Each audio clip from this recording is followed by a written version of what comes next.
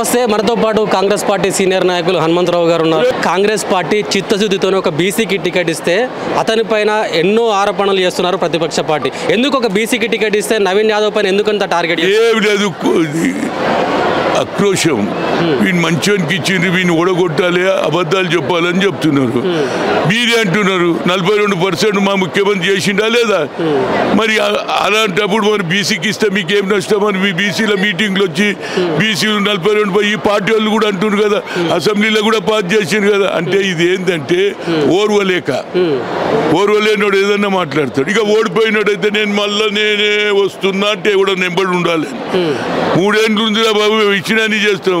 ఆఖరికి ఇవాళ solar plant కూడా మహిళలకు అంటున్నాం. 10 లక్షల రూపాయలు రుణమాఫీ ఏది వితౌట్ ఇంట్రెస్ట్ ఇస్తున్నాం. మీరు ఇండస్ట్రీ పెట్టుకోమంటున్నాం ఏది మహిళా సంఘాలను. ఇంకేం చేయాలి? అన్ని చేస్తున్నాం. అదే విధంగా సన్న బియ్యం ఎత్తేస్తారు. ఎందుకు ఎత్తేస్తాం రా బాయ్? దమ్ముంటే సన్న బియ్య పథకాన్ని రద్దు చేయరని చెప్పేసి కిషన్ రెడ్డి మాట్లాడుతున్నాడు. కిషన్ రెడ్డికి ఆలోచన లేదు. ఆయన ఏదైనా రద్దు ఎవరు రద్దు మేమెందుకు చేస్తాం? గెలిపించినాక ఎందుకు చేస్తాం రా బాయ్? మీకేస్తే మీరేం చేస్తున్నారు? మాకేయింది అది రద్దు అవుతుంది. మీతో ఏమైతుంది? సన్న బియ్యం పథకంలో కేంద్రం నుంచి 42 రూపాయలు ఇస్తున్నారు, కేవలం రాష్ట్ర ప్రభుత్వం 15 రూపాయలు పెట్టుకుంటుందని చెప్పేసి 40. అదే మీరు అది బంద్ చేసి చూడండి, మీ బజాన్ చేస్తాము. కేంద్ర ప్రభుత్వం బంద్ చేసి ఇచ్చి బంద్ చేస్తే ఇదే పుట్టగతులు ఉన్నాయి మీకు. మేము తప్పనిసరిగా అది ఎంత ఖర్చు అయినా మేము తప్పనిసరిగా సన్న బియ్యం ఇస్తాం. వాళ్ళు ఇచ్చినా ఎగగొట్టినా. ఎందుకు భయపెట్టిస్తున్నారంటే మేము మీరు ఓటు వేస్తే మీ సన్న బియ్యం రాదు, మేము ఆపేస్తామని చెప్తున్నారు వాళ్ళు. అస్సలు సంగతి అది. మీరు కాంగ్రెస్ ఓటేస్తే మేము బియ్యం పైసలు ఇయ్యము అనేది ఒక కొత్త టెక్నిక్ ఇది. అందుగురించి వాళ్ళ డెవలప్మెంట్ ఏం లేదు. ఎంతసేపు తిట్టుకం, కమిషన్లు, జైలు, గుండాలు అంటున్నారు. మీరు ఏం చేస్తారో చెప్పుండ్రా. నేను ఇవాళ ప్రెస్ కాన్ఫరెన్స్ అదే చెప్పిన.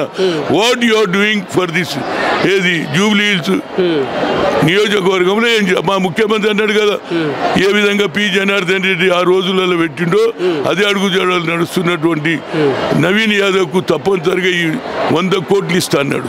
ఇంకేం చేయాలి? డ్రైనేజ్ బాగా అవుతుంది, రోడ్డు బాగా అవుతుంది, లైట్లు వస్తాయి, అంత బాగుంటుంది. ఆల్రెడీ ఫిలిం ఇండస్ట్రీ అందరికి బాగా చేయాలన్నారు కాబట్టి ప్రజలు డిసైడ్ అయిపోయింది. నేను చెప్పినా కదా, నంబర్ 2 ఇట్లా వస్తాగానే కుయ్యి అని చప్పుడు వస్తుంది. ఇంటికి పోయి పొయ్యి పెట్టి సుయ్యి అని పొయ్యి పెట్టించుకోమని చెప్పిన. ఇక అదే చేస్తారు.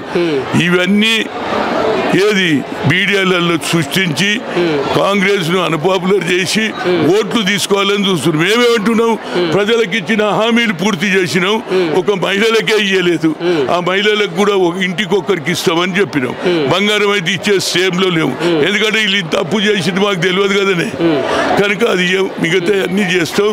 మహిళలను లక్షాధికారి చేయాలనేది 2 బెడ్రూమ్ వాళ్ళు కట్టింది కానీ ఇయ్యలే. మేము ఇవాళ 2 లక్షల 2 బెడ్రూమ్లు కూడా కడుతున్నాం. అందరికి ఇష్టం. హైడా మీద అనవసరంగా ఆరోపణ చేస్తారు. కారు కావాలా, బుల్డోజర్ కావాలా అని చెప్పేసి ప్రజలకు అయినా ఓటర్లకైనా చెప్తారు. అదే చెప్తున్నారు. ప్రజలు కూడా తెలుసు. ఆనాడు 35 ఏళ్ల కింద ఏది బతుకమ్మ ఆడేది మా అక్కలు, మా పెద్దమ్మలు. దాన్ని కబ్జా చేసిన ఎవరురా? మీరే కదా, బీఆర్ఎస్ వాళ్ళు.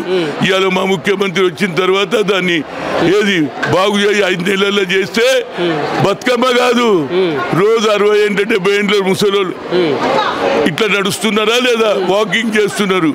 They are very happy. కనుక వాళ్ళు ఎన్ని అబద్ధాలు చెప్పినా ప్రజలకు తెలుసు. గతంలో 50 ఏండ్ల కింద అంటే సెల్ ఫోన్లు లేవు, ల్యాప్టాప్ లేదు. ఇవాళ అందరికీ తెలుసు. మీరు అబద్ధాలు చెప్తున్నారు, ప్రజలకు తెలుసు. అందులో సిటీ అందరికీ తెలుసు. వీళ్ళు అబద్ధాలు చెప్తున్నారు. వాళ్ళ అబద్ధాలతోటి ఓట్లు తీసుకోవాలని చూస్తున్నారు. కానీ ప్రజలు అబద్ధాలకు ఓటేయరు, డెవలప్మెంట్ ఓటేస్తారు అనేది నా ఉద్దేశం. అంటే మీరు చెప్తున్నారు ఈసారి కాంగ్రెస్ పార్టీ జూబ్లీ హిల్స్ లో గెలుస్తుందని. ఒకవైపు సర్వేలు అన్ని బీఆర్ఎస్ అనుకూలంగా ఉన్నాయి. ఇక చూడండి, చాలా సర్వేలు ఫెయిలియర్ కూడా అయినాయి. సర్వే ఎట్లా చేస్తారో నాకు కూడా. నేను రాజకీయంలో 50 ఏండ్ల నుంచి ఉన్నా. Youth Congress, NSI, PCC president, ముఖ్యమంత్రి దగ్గరికి వచ్చిపోయింది. తెలుసా నువ్వు అప్పుడు పుట్టినో లేదో 90లా. కనుక నా ఉద్దేశంలో అబద్ధాలకు ఎవడు ఓటేయడు, అభివృద్ధికి ఓటేస్తాడని చెప్పాలి. Thank you.